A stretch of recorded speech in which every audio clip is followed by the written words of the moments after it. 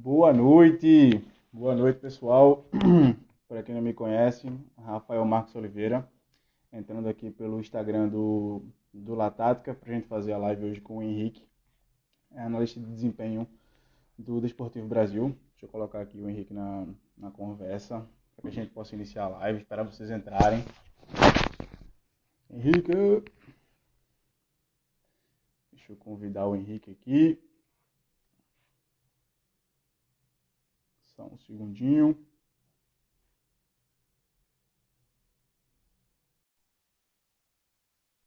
eu saber se o Henrique conseguiu conexão.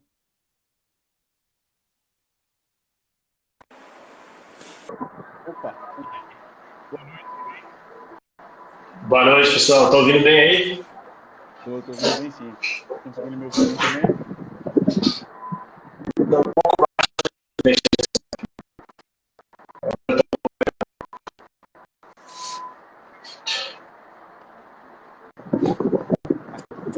Falhou um pouco agora, Henrique. Consegue me ouvir? Tô te vendo, não tô te ouvindo tão bem. Deixa eu trocar o fone aqui, talvez o outro fone fique melhor.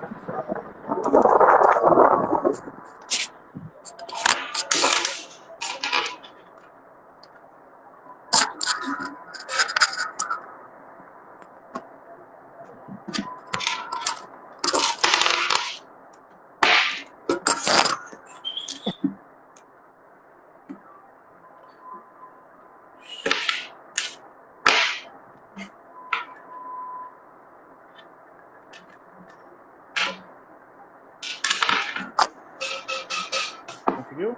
Tenta agora aí, Rafael. Ixi.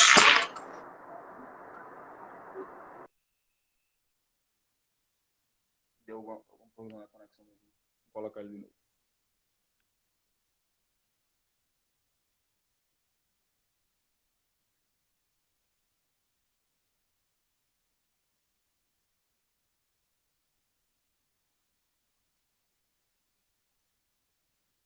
Vamos ver se agora dá certo.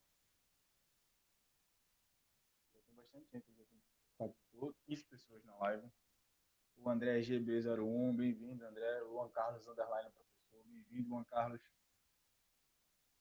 Vou aguardar o Henrique entrar para que a gente consiga dar início à nossa live. Estou tossindo um pouquinho, pessoal, mas não se preocupe, não é coronavírus. Foi só falar. Vou esperar o Henrique começar. Entrar lá para a gente começar. E aí, pessoal, comentem aqui qual é a expectativa de vocês, quais são as questões que vocês querem que a gente aborde. A gente tem um roteiro pré-programado, mas também vai ser interessante que vocês participem, que vocês comentem, que vocês consigam dar a opinião de vocês sobre os temas que a gente vai abordar. E apareceu uma questão muito legal, a gente até consegue abordar com mais profundidade, né, desviar um pouco do nosso roteiro e conseguir abordar a questão com mais profundidade. Participem, participem mesmo, porque vai ser interessante. Vou tentar colocar o Henrique aqui de novo.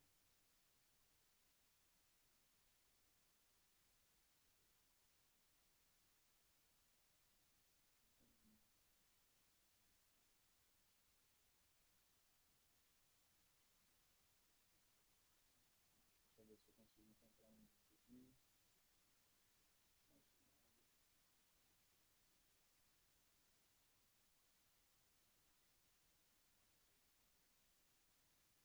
Henrique, se tu estiver nos assistindo, deu algum problema com a conexão do Henrique, ele já está fora da live.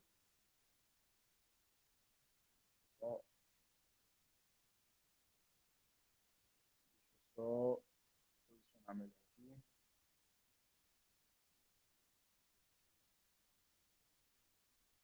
Henrique, vou falar com ele aqui no WhatsApp.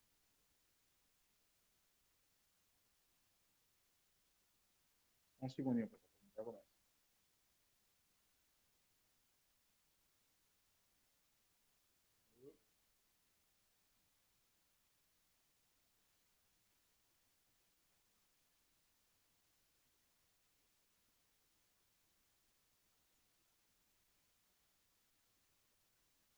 Beleza, o João acabou de me avisar que deu algum probleminha lá com a conexão do Henrique. já está entrando novamente no Instagram para entrar na live aqui, para que a gente comece. Bom, mais uma vez, reiterando o pedido que eu fiz no início, participem aqui da live conosco, construam aqui esse conhecimento conosco, mandem as perguntas, a gente tem alguns temas programados para falar do nosso roteiro, né, que a gente roteirizou para conseguir passar para vocês, mas não se acanhe, né, não é porque tem um roteiro pronto que vocês não podem perguntar. Tá de volta. Agora acho que tá melhor. Agora consigo te ouvir melhor também. Tá tudo bem por aí, né? Conseguiu conexão? Tudo certo, agora parece resolver. Bom, show de bola. A gente tá fazendo uma invasão aqui na live no Instagram do Latática com essa live. Nem eu, nem você mas aqui é um ponto de encontro legal, que é um Instagram que debate com boas ideias. Acho que é um lugar perfeito para a gente fazer essa live de maneira proveitosa. Deixa eu fazer as honras, então, aqui, pedir para que tu se apresente, conte um pouco da tua história, um pouco da tua caminhada na profissão. Tá. Boa noite a todos. É um prazer estar aqui nesse momento agora de coronavírus, todo mundo em casa, né? É bom também para a gente poder colocar os estudos em dia, bater o papo em dia, os contatos também, né? Fazer novos contatos e se atualizar no que está acontecendo também no mundo do futebol e específico da análise aqui.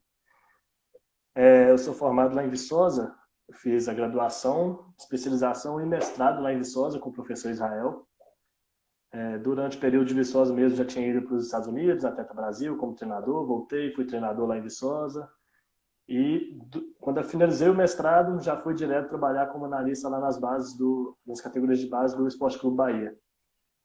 E ano passado, a convite do Lima e do Fábio, que hoje trabalha lá no Atlético Mineiro, eu vim para o Desportivo Brasil e aqui eu estou coordenando o departamento de análise, cuidando mais do profissional do 20, coordenando as outras categorias aqui do Desportivo Brasil.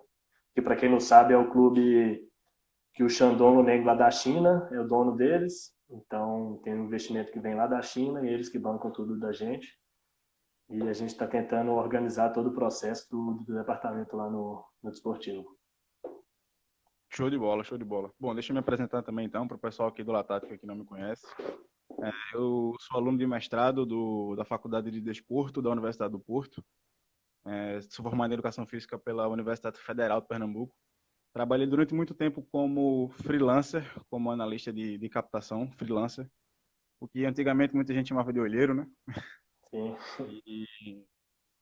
Bom, agora também trabalhei com clubes, trabalhei no Atlético Pernambucano, não sei se você já ouviu falar, é um clube, um clube que também tem um viés parecido com o Desportivo do Brasil, mas com investimento menor. É um clube que tem como viés revelar jogador, né, projetar jogador. Um jogador que tá bem no Nordeste hoje, saiu de lá. E depois trabalhei num segundo projeto, um projeto mais de robustez financeira no Lagarto, que tem como principal e grande investidor o Diego Costa, centroavante brasileiro naturalizado espanhol, que também tem esse viés de clube empresa, né, revelar jogador para conseguir faturar com as futuras transações. De cara, Henrique, eu encontro um ponto em comum nas nossas trajetórias, que é trabalhar num clube em que a projeção maior do clube não é necessariamente o resultado esportivo. É óbvio que todo mundo quer o resultado esportivo, é óbvio que todo mundo quer ser campeão, quer vencer, mas um dos vieses forte também é revelar jogador. Eu queria que tu, se possível, comentasse um pouco como é que funciona isso aí no Desportivo Brasil, qual é a metodologia utilizada para captar, o que é que um jogador precisa ter para ser considerado um talento. Comentasse um pouco sobre esses aspectos. Vamos lá. Realmente, como você falou, o processo aqui no Desportivo é um pouco diferente dos outros clubes, porque não tem tanta essa cobrança de time grande, que tem que ganhar o tempo todo. E isso é até uma discussão que a gente tem aqui frequentemente. Assim, não adianta nada você formar sem vencer. O vencer faz parte da formação, mas o mais interessante é como que você vai vencer. Se você quer vencer de qualquer maneira, porque outra coisa que eu discordo um pouco também é falar eu só vou vencer se eu jogar de um jeito que não é o que eu gosto. Não, eu posso formar bem e vencer. Não tem problema nenhum quanto a isso. Mas se na dúvida eu tiver que optar por um processo bem feito e às vezes não vencer, ou vencer de qualquer maneira e não formar bem e o jogador não chegar, talvez não acho que você tem que optar por um dos dois lados. É tentar sempre aliar e tentar formar vencendo, que é o mais importante. Até porque se você não vencer, você não vai conseguir formar um grande nível. Porque os times que estão chegando na final dos campeonatos, pelo menos até a final, está tendo um nível, a quantidade de jogos de alto nível, muito maior do que os times que saem da primeira fase. Então não adianta nada eu formar lá, ficar só treinando, sem também disputar o campeonato em alto nível para chegar entre os primeiros, que eu também não consigo ter esse E competir, né? processo de competir em alto nível com os times grandes.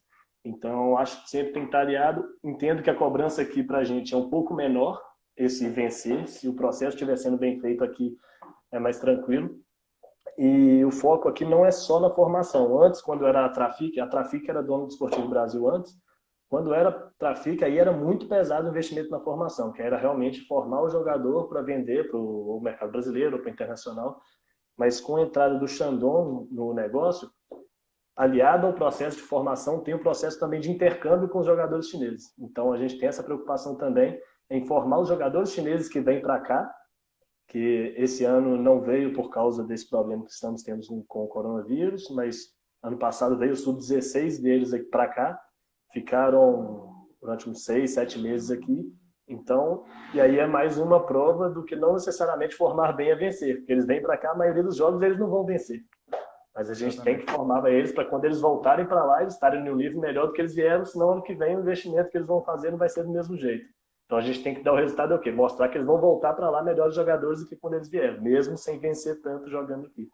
Então é um processo complicado, mas a gente tem isso aliado também na formação. E depois vem o nível competitivo, de profissional, tudo fica em segundo plano aqui, mas não deixa de existir também. Tanto que a gente está disputando agora a A3 para tentar subir. No profissional, eu acho que tudo é uma alavanca, né? Se você joga, sobe para A2, você vai começar a pôr os jogadores melhor formados numa competição de melhor nível, vai começar a expor mais os jogadores, e se vem o chinês, às vezes a gente põe um chinês para jogar depois 1-1 contra o Corinthians, contra o São Paulo, contra o Palmeiras, é outro nível que eles vão estar jogando. Então, mais uma vez, eu acho que as duas coisas estão aliadas. Você continuar formando bem e aumentando o nível competitivo para chegar cada vez mais longe. Concordo total contigo. É um debate vigente na nossa área, né?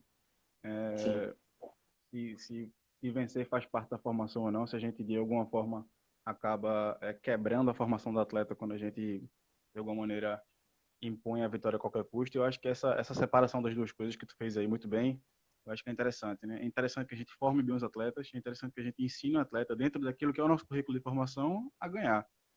O atleta Perfeito. não ganha no sub-13, não ganha no sub-15, não ganha no sub-17, não ganha no sub-20, está excelentemente bem formado, mas depois a gente vai cobrar que ele ganhe no profissional, ele não está acostumado a vencer na sua Não formação. está acostumado. E Perfeito. isso é interessante. E um outro aspecto que também acho que é interessante nesse sentido é que faz parte da nossa cultura futebolística o vencer na base, o vencer na formação. Não a qualquer custo, mas Uhum. faz parte do vencer na nossa formação. E a gente fala hoje tanto de não copiar aquilo que se faz lá fora, em respeitar as nossas características, em resgatar o nosso DNA. Então, como é que eu vou querer alguma coisa que é diferente daquilo que culturalmente a gente já está identificado? Eu acho que isso é Perfeito. interessante também. No sentido de que, ou seja, se ganhar faz parte da nossa formação, faz parte da nossa cultura, que vamos continuar assim, respeitando a formação, mas vamos continuar com essa ideia. Vamos aprimorá-la ao invés de negá-la. Eu acho que é uma coisa que acontece muito no nosso futebol, né? Joga-se fora tudo Tivemos, aquilo que tem em detrimento daquilo que a gente não conhece. tivemos até um exemplo bacana desse ano na Copinha, que foi o Internacional, que ano passado ele abriu mão de jogar com os jogadores mais velhos durante o Brasileiro, não foi tão bem no Brasileiro, mas já foram preparando o time para jogar a Copinha. Então eles chegaram à Copinha num nível com os jogadores já no entrosamento, numa formação um pouco mais à frente dos outros times e competiam em alto nível e tanto que chegaram aí com o título. Exatamente. Exatamente. Bom, Henrique, deixa eu te fazer uma pergunta, fugindo, mas também alinhando um pouco com isso ao mesmo tempo. É, eu tenho uma pergunta para te fazer, que é uma pergunta que eu já faço para outros profissionais da área que dividem um pouco a opinião.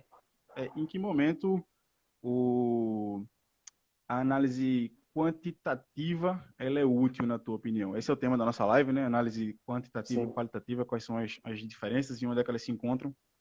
Na tua opinião, onde é que a análise quantitativa ela é útil? Em que momento a estatística voltada para o jogo ela vai de fato servir ao jogo? Então, essa é uma pergunta até um pouco complicada, porque ela serve, na verdade, em todos os momentos.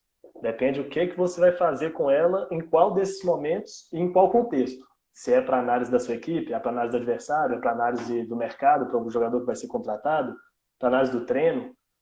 Então, vai depender muito de quanto. Qualquer momento ela é importante. Eu acho que a chave aí está em você cruzar essa informação quantitativa com o qualitativo, que é um dos temas aqui, né? Porque o número pelo número, muitas vezes ele às vezes, pode enganar um pouquinho a visão de quem está observando apenas o número sem entender como é que foi o jogo, ou sem entender como que é aquele jogador normalmente.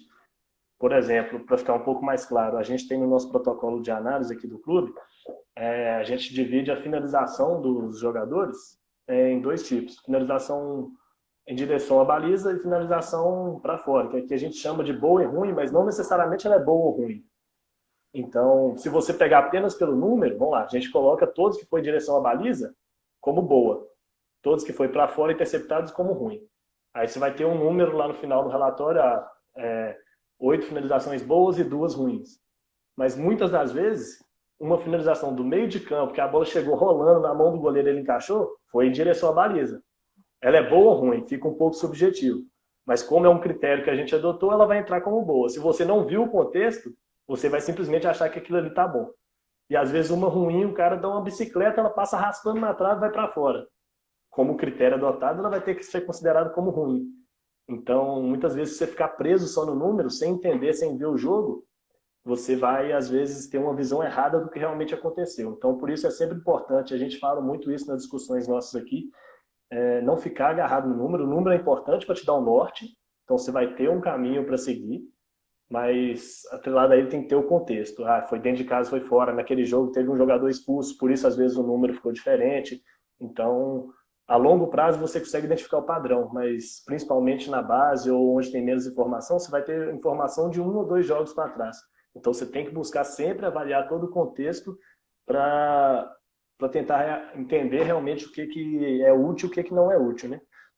E dentro disso que você falou, igual da nossa equipe, acho mais importante o processo depois, para a gente reavaliar o que aconteceu no jogo. Então, o processo de jogo.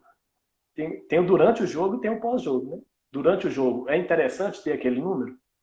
Então, a gente começa a filtrar um pouco mais. O que é importante durante o jogo? Porque durante o jogo eu preciso de informação bem rápida, que eu preciso levar alguma coisa para o treinador, porque ele tem que mudar o jogo ali naquele instante, ou falando no radinho, ou indo no intervalo, conversando. Então, a gente tem que filtrar um pouco mais. Não adianta chegar lá e entregar um monte de número do treinador, que ele não vai ver nada daquilo.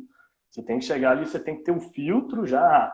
Beleza, essa equipe aqui, eles estão atacando muito mais pela direita do que pela esquerda. O lateral esquerdo deles não sobe. Então, eu venho com um número quantitativo, já qualificando ele. Foi muito pela direita, mas ele não produziu nada, só chega e não produz.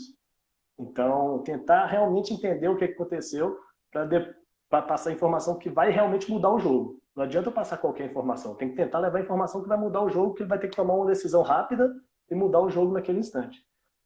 No pós-jogo, eu já acho que dá para dissecar um pouco mais. A gente analisar com calma, com mais tempo, para ver todo o número. Aí a gente vai analisar vídeo por vídeo, se realmente condiz ou não. Então a gente consegue ter mais quantidade de informações e a gente tem até uma parceria com o iScout hoje, com a Hudl, que muitos desses números a gente não precisa fazer manualmente, então a gente já pega muita coisa mastigada. Aí cabe a gente também filtrar o que é interessante ou não. Então aí a gente já começa a tratar da equipe no pós-jogo. E aí, um pouco diferente eu já acho do adversário. O adversário, a gente já tem que ter uma gama de informação antes do jogo para tentar armar estratégia para enfrentar aquela equipe. Também cruzando a informação, a gente pega todo esse relatório, que tem uma gama enorme de números, cada vez vai ter mais, né, com Big Data hoje em dia. Exatamente. A gente acho que vai ser um avanço gigantesco na nossa área, vai acabar praticamente com o trabalho braçal, mas vai caber muito mais a visão e o entendimento de quem está recebendo aquele relatório para conseguir filtrar e tirar dali o que é relevante.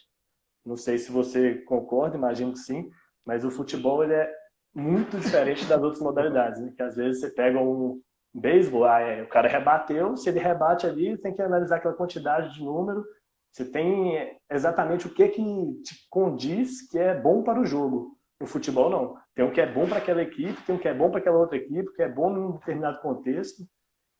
é muito mais complexo do que as outras modalidades, né? Exatamente, concordo sim contigo. Tem uma frase que eu costumo dizer que é o seguinte: o dado estatístico ele indica uma interpretação. Se ele não indicar uma Sim, interpretação, ele não é útil. É o que geralmente eu falo em relação a isso. Eu acho que tem uma perfeito. diferença muito grande nas escolas de formação, pelo menos eu sinto isso aqui. Eu acho que tu deve ter sentido isso também em Viçosa. Quando eu converso com pessoas que passaram pela formação na Inglaterra, por exemplo, na FA, lá eles batem muito mais na estatística, e muitas vezes estatística sem sentido. Às vezes o exemplo que tu deu da finalização é clássico, né? Pega uma equipe que finalizou muito mais, mas quando você vai assistir o jogo, aquela finalização não originou perigo, não foi quase gol, não foi gol, enfim, não tem relevância de fato, não tem impacto no jogo. E muitas vezes você vai pegar um dado estatístico que ele vai indicar exatamente um padrão daquela equipe. Um dado estatístico que eu gosto Perfeito. muito, e geralmente ele indica algo que é interessante, é em que momento do jogo aquela equipe marca gols. Se é antes dos Uhum. 15, entre os 15 e 30, entre 30 e 45. Eu não sei se vocês usam essa métrica aí no Desportivo Brasil, porque é uma métrica que nem sempre, mas geralmente dá padrão. Aquela equipe, e aí a gente pode interpretar de várias maneiras, né? A equipe que sobe a intensidade naquele momento do jogo, é a equipe que, por exemplo, uma coisa muito recorrente nas análises que eu faço. São equipes que fazem gol na volta do intervalo, nos primeiros Uhum. 15 minutos do segundo tempo. Muitas equipes têm padrão ali. Ou seja, elas vêm inflamadas daquilo que ouviram no vestiário, as orientações estão frescas e estão com a motivação, já estão no jogo, já estão no calor do jogo, estão com a motivação lá em cima para conseguir colocar a intensidade no jogo. E isso É, geralmente não. nisso que você falou, que a gente tem utilizado, isso mais no profissional, porque a gente tem acesso aos dados dos jogos do iScout no profissional. Na base a Uhum. gente usa mais o nosso relatório, então não tem como dissecar tanto, esmiuçar muito os pormenores, né? Mas no profissional a gente tem usado, depende de time para time. Por exemplo, tem um time na 3 que ele só fazia gol nos últimos 15 minutos. Aí tem um que só fazia nos primeiros 15 minutos. Isso tem lá dissecado tudo bonitinho, a gente não precisa fazer nada, só abre o relatório, aí vem o que você falou, né, da interpretação. E para Exatamente. esse time isso aqui é relevante. Mas para um outro não é, porque ele fez um gol no primeiro, um segundo, não fez diferença nenhuma. Aí tem um outro time que depois que ele faz o gol, ele começa a ficar mais desorganizado. Começa todo mundo a atacar. Então, juntar tudo que é o que eu acho que é a chave de quem está olhando, que isso o computador não vai fazer. Não vai Nunca, conseguir exatamente. interpretar e entender que é aquilo que está fazendo a diferença. Vai simplesmente falar aquela quantidade e cabe a você interpretar para tentar passar o que é mais preciso para a comissão técnica. Exatamente. E tem uma outra coisa que me incomoda, digamos assim, na análise estatística, né, na quantitativa, é que é uma estatística muito básica, né? Aquilo que tu falou, o Big Data já está aí para nos ajudar, já tem páginas, o Scout, o Instat, entre outros, que nos dá essa informação, trabalho braçal. E, e é que a análise que é o seguinte, é quantidade de sucesso versus eventos. Eu finalizei Uhum, 3 vezes, acertei um no gol, isso me dá um percentual. Isso perfeito. é muito raso, na minha opinião, é muito superficial. Acho que a gente precisa, isso é importante, mas ele é o começo de uma explicação. Ele não é a explicação por si só. A informação no fim dali. Não sei se tu concorda. Perfeito. Concordo. E dentro disso a gente tem até os diferentes métodos de análise, né? Porque o que me incomoda um pouquinho hoje em dia nessa expansão da análise de desempenho tão rápida quanto está sendo agora, e de muita pessoa só reproduzir o que outros já vêm fazendo e não entender o conceito, não buscar realmente entender o que é análise de desempenho, que eles vão levando para diferentes contextos as mesmas coisas, mas não necessariamente o que eu faço aqui no desportivo vai servir para um outro aqui, porque o contexto Exatamente. aqui vai ser completamente diferente. O desempenho é Então, contextual, não é universal, né? Isso. perfeito, perfeito. E igual, muito da análise de desempenho que a gente vê hoje em dia é muito da análise notacional, né? Simplesmente contar os eventos e dentro desses eventos dissecar uma ou outra coisa. E Exatamente. isso muitas vezes esconde o processo, que é eu entender como que aconteceu aquele resultado. Ah, por exemplo, uma equipe finalizou só 2 vezes para o gol. Em média, finaliza 2 vezes. O que eu vou treinar? Vou chegar lá treinar a finalização? Botar o cara para ficar chutando para o gol, então no jogo ele vai chegar e vai chutar mais? Eu não sei como que foi o processo, como que construiu para chegar naquela finalização. Isso naquele número não mostra. Então já existem outros métodos de análise que isso tem disponível na literatura para quem quiser, que é capaz do analista começar a buscar ser um pouquinho mais curioso, entender outras coisas. Tem a análise de rede, análise das dinâmicas de coordenação, análise da modelação tática que o professor Garganta aí desenvolveu, querendo ou não, usando um pouco da natacional, mas já é um pouco mais complexo e diz um pouco mais dos processos. É um degrau acima, digamos assim, né? Um degrau acima da natacional simples, pura, assim, de finalização que a gente vê na televisão. Ela finalizou, desarmou, cartão amarelo. Isso aí, hoje em dia, sem você pôr no contexto e entender o processo, eu acho que já não quer dizer muita coisa do jogo. Concordo sim. Pô, mas a gente, é necessário que a gente saliente também que a gente não está negando a análise quantitativa, né? Ela tem sua importância, Claro, ela só não finda, concordo. ela finda nela própria. Sim, sim. E como é que tu faz quando tu vai estruturar um relatório para encaixar dentro da tua estrutura de relatório, na prática mesmo, em que página, em que momento do Uhum. teu relatório, tu encaixa os dados quantitativos. Por exemplo, vai falar sobre finalização, para continuar nesse exemplo, que é um aspecto que vai estar inserido nos momentos que eu tenho bola. Então, na organização ofensiva e na transição ofensiva. Então, é logo depois que tu explica a organização ofensiva que tu coloca o número de finalizações, ou não, tu coloca a estatística separada. Mas tô dando esses exemplos para que tu Sim, consiga sim, ter perfeito. uma luz. É, dentro disso que você está falando, a gente tem até um problema que muita coisa do que a gente vê e quantifica é da fase ofensiva do jogo. É difícil você ver uma análise da fase defensiva. O máximo vai ter ali um desarme, O próprio, interceptação. o próprio Scouting Stat, desculpa te interromper, o próprio Sim, sim. Scouting Stat tem muito mais parâmetros para a fase ofensiva do que da fase defensiva. E isso no geral, vai ser qualquer ferramenta, vai dar, porque quando você tem a bola, você consegue avaliar passe e muitas outras coisas. E, e dentro disso, a nossa análise também usa muito do que tem a bola e a gente tenta fazer o contrário, do quando o adversário tem a bola, de quando ele constrói, para entender a nossa defensiva. Então, aí voltando ao que você perguntou, o nosso relatório a gente construiu, tentou em consenso aqui junto com as comissões técnicas, a gente foi durante o ano passado todo um processo de construção aqui. E agora está começando a rodar realmente com um relatório único para todas as categorias, para todo mundo entender tudo que está sendo feito, para os jogadores, quando for subindo de categoria, ter a mesma visão, e quando for mudar, vai mudar tudo de uma vez, só vai mudar pouca coisa, não vai ser aquela mudança drástica que vai gerar importância. Por que isso? Porque a gente entende que antes de ser analista da comissão, a gente é analista do clube. Então a gente está dando respaldo pro clube primeiro, aí depois, quando sobra o tempo, fora daquilo que é o padrão do clube, a gente vai começar por, o treinador quer aquilo, quer isso a mais, beleza. Deu tempo, deu para encaixar, a gente vai encaixando outras coisas específicas da categoria. Mas aí, voltando mais uma vez no que você perguntou, a gente tem feito uma análise estatística que o número ele não é junto com os vídeos na hora da apresentação dela, né? A gente faz um relatório totalmente descritivo, mas que com a ajuda do Sports Code, da Hudl, a gente consegue, por exemplo, eu tenho ali o número, eu clico no número, já abre os vídeos dentro daquele número. Então, a gente está indo no processo o quê? O que chama atenção naqueles números, a gente consegue abrir o vídeo e ver o porquê que chama atenção. A gente tem tanto relatório coletivo quanto individual. Desculpa. Aí, no coletivo, a gente foi discutindo o que é realmente relevante. Porque muitas das coisas que às vezes a gente cria e vai levando, não é relevante e não influencia nada no treino. Eu quero saber qual informação que vai me dar alguma coisa e que vai mudar meu treino. Vai mudar meu treino para eu melhorar meu jogo no próximo final de semana.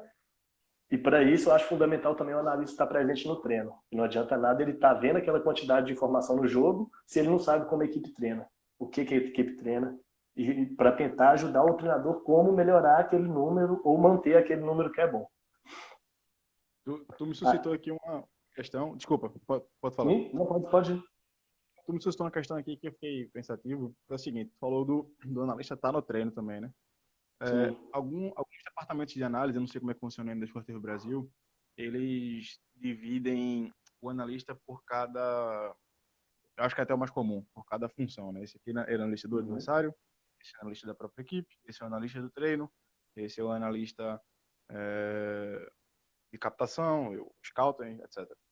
Porém, existem outras, essa é a mais comum, eu acho. Existem outras Sim. estruturas que são aqueles que é o analista da categoria, né? Então é o cara do sub-20, ele vai estar responsável, até equipes menores dividem assim, né? Vai estar responsável Uhum. por tudo da categoria. E clubes maiores, o exemplo, por exemplo, do Barcelona, o departamento de análise ele é dividido com dentro dessa segmentação de analista da própria equipe, do adversário, etc., cada um fica com quantidade. Por exemplo, o analista do adversário, ele fica responsável por acompanhar 4 equipes que o Barcelona vai defrontar durante todo o ano. Então, quando a equipe vai jogar contra aquela equipe que aquele analista é responsável, é ele que vai interagir diretamente com a comissão técnica. Quando não, ele aguarda e continua fazendo o follow-up dele, o acompanhamento dele. Qual é a estrutura que tu mais enxerga como melhor? Assim? No mundo ideal, tu tem todo o orçamento do mundo, qual é a estrutura de departamento que tu enxerga como ideal? Essa pergunta ela se origina da ideia de que o analista que está no treino, que está no jogo, ele, na minha opinião, seria o ideal que ele também tivesse no treino. Porque não faz sentido ter um analista para o treino que não vai estar no jogo. Ele não vai conseguir identificar o problema do jogo para conseguir melhorar o teu treino. A minha visão quanto a isso é que o analista é mais um auxiliar técnico. Ele não é simplesmente um cara que fica, em muitos lugares confundem, o analista como um cinegrafista e editor de vídeo. Porque para isso eu posso treinar qualquer um que eu treinar, ele vai conseguir fazer aquele processo. E para eu entender e ser parte da comissão técnica, eu tenho que estar acompanhando o treino, tenho que estar acompanhando o jogo, eu tenho que entender o que o treinador quer, tenho que entender como que ele trata essas questões direto com os jogadores, até para ter a liberdade também para eu intervir com o jogador. Se eu não estou no dia a dia com o jogador, como é que ele vai ter liberdade para ir ali tirar uma dúvida comigo ou para tentar corrigir alguma coisa que ele fez? Porque eu não tenho contato com ele, então eu não vou ter essa liberdade para interagir. Acho que o certo não existe, né? Vai depender da quantidade de funcionários que você vai ter. Imagino que você tendo um responsável por categoria, se você tem um só para cada categoria, igual se eu tenho 6 categorias, eu tenho 6 analistas, para mim o ideal seria cada um acompanhar a categoria, mesmo limitando a quantidade de coisas que ele vai fazer, para ele estar dentro do processo. Mas se eu tenho a disponibilidade de ter 2, aí eu consigo, por exemplo, um ir adiantando o adversário do próximo jogo, para eu ter informação um pouco mais rápido, porque igual quando você está sozinho, você não consegue fazer análise do seu time, análise do adversário e já ter isso tudo pronto na segunda-feira para o cara melhorar, já corrigir no treino para o próximo jogo. Já complica um pouco a quantidade de coisas que você tem. Se você tem mais funcionários, você consegue otimizar isso. Mas, para mim, quanto mais inserido dentro do processo o analista tiver, ele vira um auxiliar técnico e ele consegue ser uma ajuda para o treinador e para a comissão. Não simplesmente um cara que vai facilitar o trabalho. Uma coisa, um amigo nosso falou aqui outro dia, é você trabalhar para o treinador, outra coisa é você trabalhar com o treinador. É diferente. Quando você só trabalha para ele, você está simplesmente facilitando o trabalho dele. Se você trabalha com ele, você está fazendo suas coisas, mas você está ajudando e está inserido no processo para poder facilitar e melhorar o rendimento de todo mundo. Exatamente. Muito, muito, muito perspicaz essa frase. Quando você trabalha para ele, inclusive, você vai cometer os mesmos erros que ele comete. Provavelmente.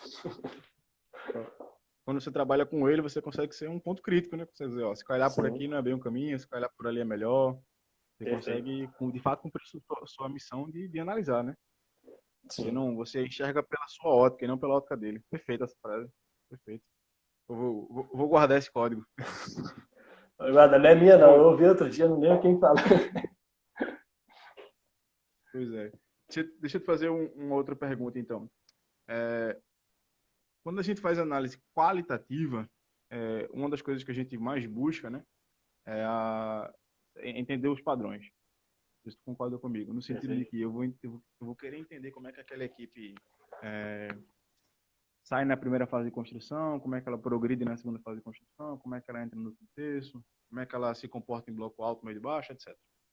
Porém, essa informação, que é a informação que a gente tem que ter, tem que dar, não é o padrão que mais ocorre, mas não é o padrão que define de fato. Muitas vezes é a variação que causa gol, muitas vezes é a variação de entrada no último terço, né? Você tem um atacante que puxa sempre ali no segundo pau, quando ele varia para o primeiro e quando ele faz gol, ou quando ele leva perigo, por exemplo.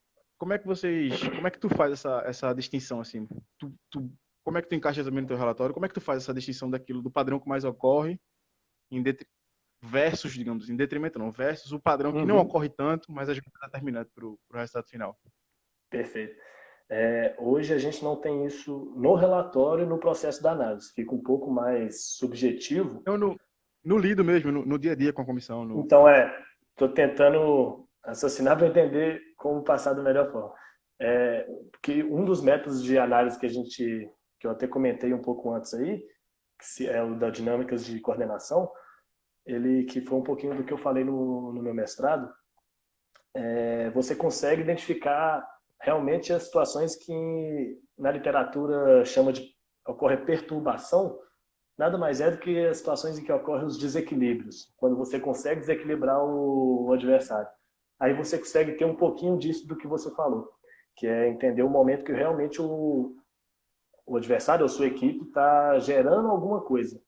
Por quê? Vamos supor que se eu tenho uma análise, vamos lá, notacional, quantitativa, eu chego muito mais pela direita do que pela esquerda. Mas minha equipe gera muito mais perturbação pela esquerda do que pela direita. Apesar de chegar muito pela direita, ela gera mais desequilíbrios pela esquerda. Então, com esse tipo de análise, você consegue identificar isso. E como que está estruturado o seu bloco quando você faz isso. Então, porque às vezes a equipe vai simplesmente atrair o adversário para um lado, vai atraindo, atraindo, mas a arma deles está do outro lado. Na hora que todo mundo vai para um lado, eles conseguem girar e atacar do outro lado. Então não adianta eu saber por onde, simplesmente por onde ele chega. Eu quero saber onde ele gera o desequilíbrio. Aí eu consigo filtrar e aprofundar um pouquinho mais. Perfeito, uma coisa que tu falou aí que eu me lembrei, que é interessante também, é que muitas vezes o padrão que não ocorre tanto, mas é determinante, ou seja, o chamou de perturbação, de desequilíbrio, só consegue acontecer porque existe um outro padrão recorrente por trás. Ou seja, se aquela equipe que ataca, para pegar o teu exemplo, aquela equipe que ataca sempre pela direita, pela direita, pela direita, mas ela só leva perigo quando ataca pela esquerda, ela ataca menos pela esquerda, ela se calhar só consegue levar perigo quando ataca pela esquerda porque ela tem um padrão do outro lado. De jogar do outro lado. Aí é que vai gerar espaço, vai gerar dinâmica do lado oposto para conseguir ser perigosa do lado de lá. É interessante isso. Acho que eu, sinceramente, acho que a diferença do analista do fera, do cara que consegue impactar no jogo de fato, pro analista que está fazendo uma análise notacional, como tu falou, pura e simples, é essa, né? O impacto que ele consegue gerar no jogo é essa. Não sei se tu concorda comigo também. Concordo perfeitamente que às vezes a gente vai simplesmente por querer levar informação rápida, que a notacional é muito mais rápida. Eu posso levar uma coisa que, em vez de ajudar, eu vou estar prejudicando. Se eu simplesmente falar, os caras atacam pela direita, vou pôr o melhor marcador, ou minha equipe toda balançada para a direita, mas o desequilíbrio, a oportunidade de gol é na esquerda. Então, aí, às vezes, eu estou piorando o processo. Se ele nem soubesse dessa informação, talvez seria melhor do que se ele souber ela errada. Exatamente. Eu lembrei de uma aula que eu tive acho que tu conhece o Zé Guilherme Oliveira, o Sim. professor daqui. E ele falou, ou ele disse que uma vez estava no Porto Sub-17, Sub-19, não sei. E ele foi jogar contra o Corinthians. Eu acho, inclusive, que é o Corinthians do Osmar Loz. E aí ele disse que tinha ele não falou o nome, que tinha um extrema lá que era vitória pessoal o tempo todo. E aí foi pro intervalo, o lateral direito dele, lateral direito, acho que chegou, professor, tô sofrendo, professor, pelo amor de Deus, faça uma dobra lá, me ajuda. Ele vai ganhar todos de você, mas não vai produzir nada, deixa ele ganhar. Perfeito. Tá passando ali, mas não está gerando a perturbação. Exatamente. Ele pode ganhar a vitória pessoal de você, que a subsequência da jogada não é perigo. Então pode deixar ele A ganhar. cobertura está encaixada, o time está encaixado, então não teve problema. Perfeito. Exatamente. Rick, deixa eu pedir também para o pessoal aqui que está acompanhando a live fazer pergunta. Pessoal, Claro, fica à vontade. quem quiser fazer pergunta aqui, pode perguntar. A gente está aberto aqui a responder. Não se acanhe em relação a isso. A gente tem 40 pessoas na live. De média, né? Tem gente que entra, que sai, que é natural, que é normal. A live vai estar disponível também aqui no Latática. Para quem eu não sou originalmente do Latática, mas para quem quiser seguir também o meu conteúdo no Instagram, @rafael.marques.oliveira no Instagram. Conteúdo sobre análise também. E quem quiser seguir o Henrique deixa teu Instagram também. Henrique Américo, @Henrique Américo. @Henrique Américo. E lembrando também para todo mundo que está acompanhando que também vai ter a live do João. Se o João puder dar informação melhor, ou aqui no WhatsApp, ou aqui mesmo nos comentários da live, eu consigo passar a informação com mais assertividade. Tá? João que está acompanhando a gente, para que eu consiga passar melhor a informação. Só aproveitando, Rafael, que enquanto eles não fazem a pergunta aí, né? Se alguém fizesse, pode interromper, não tem problema não. Que uma coisa que eu acho importante também todo mundo entender na hora de que for fazer esse tipo de análise, entender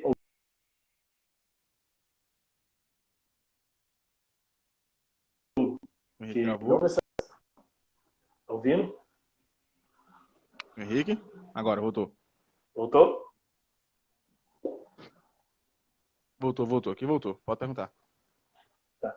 É, eu acho importante as pessoas entenderem a diferença da análise de desempenho para a análise de jogo, que não necessariamente é a mesma coisa, né? Eu acho que a análise de jogo está dentro da análise de desempenho. Muitas das coisas que a gente faz é a análise do jogo, mas a gente não precisa ficar focado só nela, e eu acho até interessante começar a aliar tudo que envolve o desempenho do jogador para a gente conseguir analisar com mais assertividade. Hoje, o que a gente tem buscado aqui no Desportivo é juntar no nosso relatório, no nosso processo, as informações, por exemplo, da fisiologia, que também tem a ver com o desempenho do jogador, Exato. para não ficar isso tudo muito perdido, né? Agora vão entender o que aconteceu da parte fisiológica, o que aconteceu da parte tática. A gente fala cada vez mais que o futebol é sistêmico, tem que ser tudo junto, mas na hora de relatar e de discutir as informações, separa todo mundo e vai lá, vamos ver quantidade de sprint. Agora vamos ver como é que foi o jogo. E a gente não tem unificado essa informação, pelo menos na maioria dos lugares que eu vejo. Não sei se onde você acompanha também é dessa forma. E a gente tem tentado juntar isso.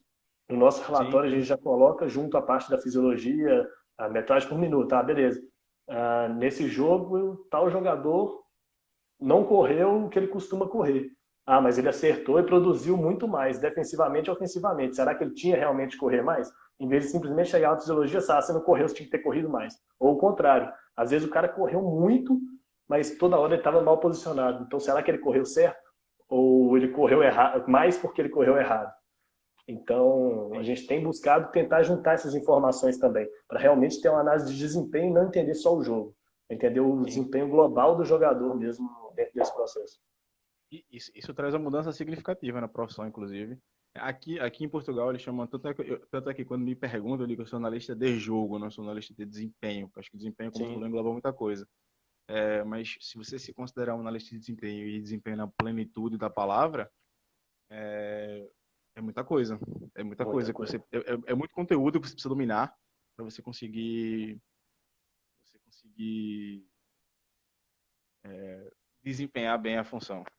Perfeito, Deixa, porque às deixa eu. vezes no Pode desempenho falar. dele até a parte nutricional pode entrar. Às vezes esse jogador não tomou café da manhã antes do treino ou antes do jogo, às vezes o desempenho dele no jogo caiu por causa disso. Se a gente não tem isso tudo cruzado, a gente não vai saber nunca o motivo daquele desempenho ruim ou bom. Exatamente. Bom, deixa eu fazer aqui, puxar aqui algumas perguntas. Deixa eu ver aqui Pera aí. O Marcos. A pergunta saiu aqui. Mandar um abraço pro Arthur De Vito. Tá mandando aqui o Fera da Análise. Deixa eu. Marcos Underline Porangaba. Quais softwares de análise vocês indicam? O que é que tu indicaria, Henrique? Olha, tem muitos, né? Depende muito do contexto de quem está querendo software. Igual, quando eu não tinha recurso nenhum, eu tinha o Longomet, que eu tinha a versão gratuita. Aqui no clube, a gente tem usado o Sports Code, ele atende em tudo que a gente precisa, inclusive na parte de relatório, de base de dados, de banco de dados, né? Melhor dizendo. Na Uhum. parte que, agora que o iScout também é parceiro deles, acho que comprou a mesma empresa, Hudl Sports Code e o iScout. Eles têm atendido a gente em todas as demandas, tanto de relatório, quanto do processo da análise na hora do jogo, quanto de ver as informações estatísticas, de buscar os jogos, às vezes até mesmo de buscar um exemplo de um jogo de futebol europeu, a gente consegue ir lá buscar, falar, o jogador chega e fala, eu não consigo fazer isso. Pô, mas você quer jogar no nível Champions League, A2, A3, brasileiro? Aí, já, os caras lá fazem. Outros aqui fazem. Então a gente consegue mostrar isso para eles fazendo, eles não fazendo e um cara de alto nível fazendo, graças a esse recurso que a gente está tendo aqui. Mas é possível também ter outras ferramentas sem esse recurso, igual o Tactical Pad também, dependendo do que você for fazer, ajuda e já é um pouco mais barato. Tem um site que é bacana, que é gratuito. Se quiser, depois a gente pode até mandar aqui. É o futebalia.net, acho que com dois L's, que Exato. tem Do banco de dados diversos mesmo. jogos antigos disponíveis na plataforma. Eu, outro dia estava vendo o jogo do Brasil de 64 para pegar uma coisa que eu queria identificar. Então, Depende muito do contexto. Não acho que tem um software certo. Às vezes, simplesmente o Excel, um papel, a caneta resolve o problema para você, dependendo do que você for fazer. Exatamente. Eu costumo dizer que, para falar um outro site nesse sentido, tem um site espanhol chamado Roja Directa. Escreve Roja Directa com C, que também o jogo acontece hoje, amanhã eles postam o jogo lá. É pesado, o jogo sai com 4, 5 GB, o jogo em 4K e tal. Mas quem quiser o jogo tá lá disponível. Vai demorar Vou, para fazer pe- download. vou pegar esse site aqui também, mais um. Eles colocam lá numa espécie de fórum. Não, não me parece algo muito legal do ponto de vista jurídico, não, mas serve. É o que eu costumo dizer, 90% dos problemas que a gente tem na nossa profissão, eles são resolvidos com papel, caneta e um bom editor de vídeo. O Movie Maker às vezes dá conta, o Adobe Premiere, etc. Mas quando a gente sobe de degrau, quando a gente vai para um nível mais alto, esses outros 10% é que são o diferencial, né? Que é o caso que tu está trabalhando aí com Sport Code. Mas Perfeito. acho que, para quem... Pode falar. E o que a gente estava falando agora do jogador de alto nível, que hoje na base, às vezes eles não têm noção de, de onde eles podem chegar. Então, a gente, igual dizendo que agora que eu lembrei disso, que eu vi ele entrou aqui online aqui agora, o Guilherme Madruga, o volante do nosso time aqui do Esportivo Brasil. Ele outro dia foi na sala lá, a gente estava mostrando um relatório para ele, ele pegou os dados dele do iScout, a gente estava comparando, vamos ver o do Jorginho, que é o jogador da posição dele. Pegamos, começamos a ver. Ele querendo ver. O Jorginho acerta quanto? Qual a porcentagem? Como que ele faz? Vamos ver. Agora vamos ver um outro jogador. Então, estou sentindo um pouco de falta também, um pouco de mais de ambição desses jogadores de quererem utilizar e usufruir dessas ferramentas, que antigamente ninguém tinha disponível. Hoje em dia, os meninos do Esportivo Brasil têm disponível para eles todos os treinos, jogos, os relatórios, eles têm tudo na mão deles e muitas das vezes eles não usam da forma que poderia melhorar o jogo deles. Sensacional. Sensacional. Bom, deixa eu fazer uma outra pergunta aqui. O G Ferreira Underline fez uma pergunta aqui. Acham que a análise de rede é o futuro da nossa área? Deixa eu dar uma posição antes, Henrique, não sei se tu vai concordar comigo, que é o seguinte, a análise de rede, por acaso, é motivo faz parte da minha dissertação, e Legal. Eu acho que ela é mais um pilar do futuro. Acho que é mais uma coisa que a gente vai entender que o passe é o principal fundamento do jogo, é como o atleta interage, é como ele estrutura as suas dinâmicas no jogo, quando ele tem bola, né, obviamente. E entender qual é o caminho que a bola faz, quais são as interações que mais ocorrem e que quando ocorrem dão perigo, é fundamental. Para ser bem superficial na resposta, eu acho que sim. Acho que quem estudar análise de redes hoje vai estar daqui a, sei lá, 4, 5 anos um passo à frente. Eu costumo dizer que a análise de redes antigamente, quando sei lá, 5, 6 anos na profissão, não sei se tu concorda comigo, quem sabia editar vídeo, quem sabia sair na frente, né? Porque você, além de ter a competência técnica de analisar o jogo, você tinha a competência técnica de entregar um bom relatório. Hoje em dia todo mundo sabe editar vídeo. Então, tô falando bem pré-historicamente, né? Então, a análise de redes é a nova edição de vídeo, né? Quem souber análise de redes daqui a 4, 5 anos, quem souber analisar a análise de rede vai estar um passinho na frente, na minha opinião. Vocês concordam comigo? Eu concordo, inclusive a gente usava bem lá em Viçosa, o Marcos Paulo acabou não, né? Vai defender, espero que defenda por agora o mestrado dele. Ele fez o mestrado com análise de rede. O meu mestrado eu comecei fazendo análise de rede, depois mudei para análise das interações, mas sem dúvida que a análise de rede eu acho ela muito interessante, que a gente consegue ver o padrão da equipe, e hoje em dia o iScout mesmo, ele dá o relatório da análise de rede da equipe, mas só dá da equipe do jogo completo, né? Não dá outras métricas que talvez seriam interessantes, de quando gera oportunidade, de como que foi a rede até substituir tal jogador, não sei. Tem várias coisas que você pode... É só passos executados e recebidos, eu acho. E só passa executado e recebido. E hoje em dia já tem da fase defensiva também, né? Que eu vi agora a dissertação do João de Portugal, o João Ribeiro. Sim. Não sei se você conhece ele aí pessoalmente. Quando eu estive em Portugal, ele mostrou, a gente conversou bastante sobre a dissertação dele aí, ó, doutorado, na verdade, eu acho, né? E ele estava fazendo... Ele tá, não sei se defende, não sei por causa do corona, mas acho que ele defende agora. Isso, ele estava fazendo análise de rede defensiva. É um pouco mais complicado, mas eu achei bem interessante, porque se eu não me engano, é com a formação de triângulos, né? Quais são os jogadores mais próximos, com quem que ele faz esses triângulos. Então, é mais um passo que tá vindo aí. Então, por isso que eu falo, o analista não é simplesmente reproduzir, tem que estar atento a tudo que vai surgindo cada vez mais coisa. Se a gente não estiver atento, não estiver estudando, estiver entendendo o que está acontecendo na parte da análise, que principalmente a parte que envolve a análise, mas não só a análise do futebol como um todo e a sociedade, que são reflexos, vai acabar sendo mais um no mercado e não conseguindo evoluir junto com tudo que está evoluindo. Exato. Eu tava fazendo a análise de rede na minha estação na mão, né? Fazendo a coleta de dados na mão. Acontecia um passe, eu pausava o vídeo, ia na tabela do Excel. Aí eu acho que, sei lá, eu passei um bom tempo fazendo boa parte. E aí o Rodrigo Salarini, que tá até aqui na live, fez uma pergunta também. Ele me mostrou que o iScout passou a dar acho que isso é recente, não é possível. Os passos executados e recebidos. Pois eu não sabia. Eu não sabia que o iScout tinha dado isso. E eu perdendo tempo fazendo na mão. A gente, lá em Viçosa também, a gente fazia na mão. Recentemente, quando eu estava no Bahia, que foi um estagiário lá, o Vitor, até dar o crédito para ele, né, que ele me ajudou bastante, que ele era mais da programação. Ele me ajudou a melhorar a planilha nossa. Ficou uma forma semi-automática para fazer no Excel mesmo. Depois, se você quiser, eu te mostro a planilha como é que ficou. Ficou bem interessante também, bem legal. Deixa eu ver mais alguma pergunta aqui. Análise de rede já foi. Aqui o PDR_Félix.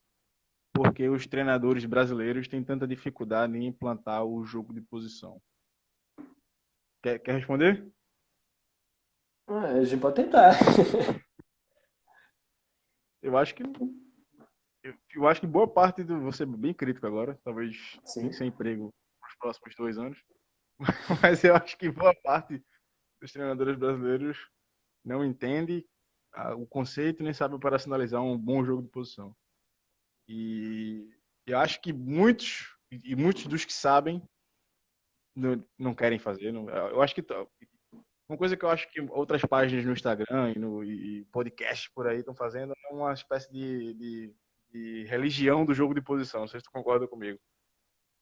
Eu tenho visto bastante coisa, mas não sei se não sabem, mas tem muita questão cultural também da equipe, que às vezes, eu estava vendo outro dia, é muito mais fácil você inserir um jogador daqui em um processo que já tem todo sistematizado aí ele aprender, do que mudar todo um sistema com jogadores se ele não for formado desde baixo, acostumado com isso. Mas a gente tem discutido bastante isso aqui no processo nosso. Tem que ver também o que as pessoas chamam de jogo de posição. Qual literatura embasa esse conceito, né? O que é o conceito? O que significa esse jogo de posição? Simplesmente estar posicionado e fazer a bola chegar até a posição? Porque isso, mal feito ou não, isso acontece em qualquer jogo. Então, vai depender muito dos critérios que você está tendo para falar que isso é um jogo de posição ou não é um jogo de posição. E que isso é melhor ou pior também, isso depende muito. Igual eu já ouvi falar outro dia, que eu estava vendo na live mesmo outro dia, que o jogo de posição é diferente, ele não tem tanta troca de posição. Mas será que isso é bom? Ou será que isso é ruim? Eu já vejo a evolução do futebol no outro caminho. Eu vejo cada vez mais os jogadores vão ter que conseguir fazer outras funções, não só posições, mas outras funções dentro do jogo. Então, o zagueiro vai ter um momento que ele vai ter que estar jogando de volante, se o jogo pedir. Eu vejo a evolução do jogo um pouquinho nesse lado, aproximando com o que foi a evolução do futsal, que antigamente tinha um pivô fixo, tinha um ala fixo, um fixo parado lá atrás também. Não tinha troca, a troca era muito momentânea, né? Trocou e já volta. Hoje em dia, não. O fixo vai ter um momento que ele vai ter que saber fazer o pivô, vai ter que saber segurar a bola ali e rodar. O ala vai ter que saber marcar ali de fixo. Eu vejo muita evolução do jogo um pouquinho desse lado também. Do volante saber jogar de zagueiro, saber entrar na linha de 4 e montar a linha de 4 no momento de recomposição. Igual tem um lance muito emblemático que a gente estava discutindo esses dias aqui, por isso que eu até lembrei aqui agora, o gol que o Brasil toma da Bélgica, do De Bruyne. Não sei se vai vir na imagem para vocês aí agora, mas depois quem conseguir buscar essa imagem, muita gente criticou o Marcelo, Mas para mim, quem teve o maior erro foi o Coutinho, que não conseguiu fazer o lateral na hora de fechar a linha de 4. Se ele faz ali a posição do lateral, ele entende ali uma compensação posicional ali na linha de 4, ele teria fechado o passe que a bola não teria entrado no De Bruyne. O Marcelo teve que marcar 2 jogadores porque o Coutinho ficou fechando o meio. Então, acho que o jogo caminha muito mais em entender essas posições, jogador saber fazer várias funções ao mesmo tempo não, né? Mas dentro do mesmo jogo, para conseguir equilibrar essas posições e fazer correr menos. Se eu tenho um cara que compensa a minha posição, eu não tenho que voltar correndo até lá a todo momento. Não sei se eu respondi, eu compliquei ainda mais a pergunta aí, mas... Mas eu concordo com... Eu acho que, como eu falei, existe uma espécie de religião para o jogo de posição hoje.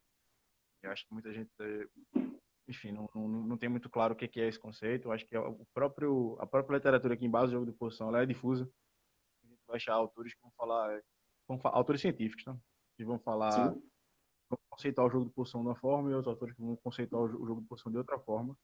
Mas eu concordo contigo também nesse sentido, de que é necessário entender qual jogo eu quero fazer primeiro. Antes de dizer que o jogo de posição é melhor, pior, se deveria ser feito aqui ou não, eu tenho que entender qual jogo eu quero fazer. Depois eu determino qual é o método que eu vou fazer aquele jogo acontecer. Acho que um bom exemplo de jogo de posição, ou muito próximo do jogo de posição que a gente teve no Brasil, foi o São Paulo do time do Santos do ano passado, né, com o São Paulo. Bom, e uma outra coisa que também é interessante para falar de jogo de posição é que muita gente fala de jogo de posição com bola e acho que o jogo de posição ele é um conceito maior do que somente a bola vai até a posição. O João Borel, inclusive, fala muito bem sobre o jogo de posição. É um cara que defende com muito afinco e acha que ele entende muito do jogo de posição. Ele diz que o jogo de posição também está inserido no jogo de posição conceitos simbólicos que as pessoas ignoram.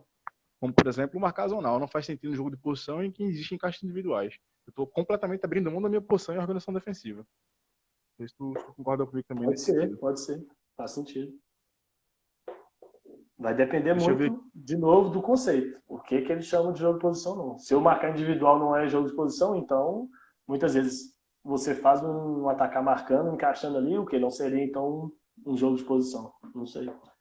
Aí eu teria que realmente buscar a definição mais correta para a gente começar a aprofundar um pouco mais a discussão, em vez de ficar só no achismo, igual muitas vezes a gente vê por aí. Exatamente.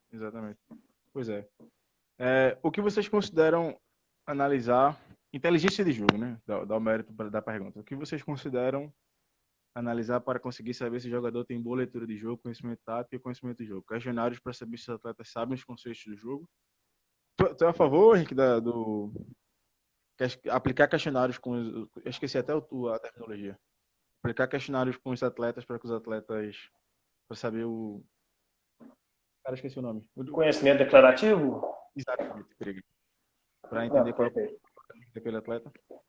Vamos lá, eu estou sendo um pouco favorecido, que a maioria dessas discussões a gente teve essa semana lá, então está um pouquinho fresca aqui. A gente estava falando sobre isso esses dias, justamente por causa dessa parada que está tendo. Né?